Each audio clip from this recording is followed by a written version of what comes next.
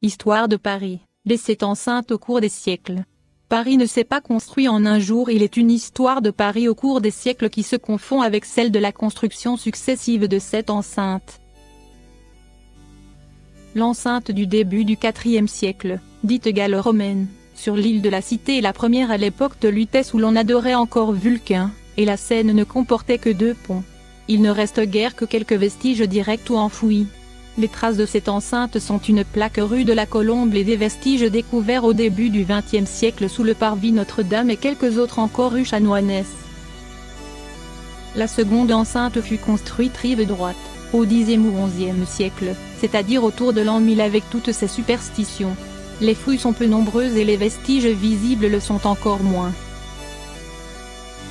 L'enceinte de Philippe Auguste, ou Philippe II, achevée au début du XIIIe siècle, longue de 5 km et de 8 à 10 mètres de hauteur, comporte plusieurs portions encore visibles dans Paris aussi bien rive droite que rive gauche où elles sont souvent bien mises en valeur.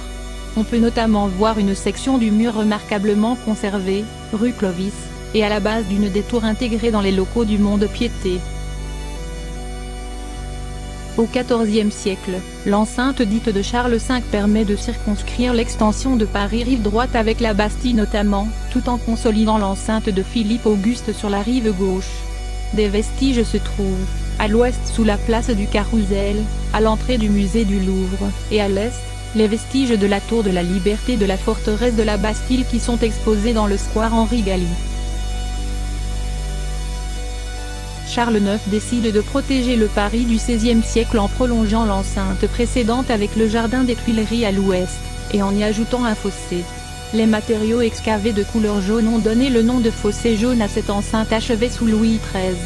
Un vestige du mur de l'enceinte des fossés jaunes est visible au sous-sol du musée de l'Orangerie.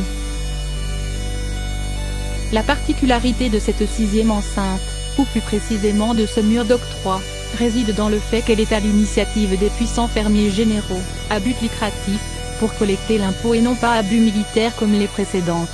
Elle correspond au grand boulevard autour de Paris avec une longueur d'environ 24 km.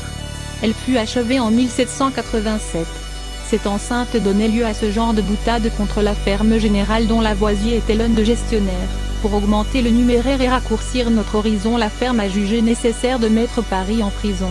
Une des barrières d'octroi est encore bien visible, la barrière d'Enfer, actuelle place d'Enfer Rochereau, par ailleurs, entrée officielle des catacombes.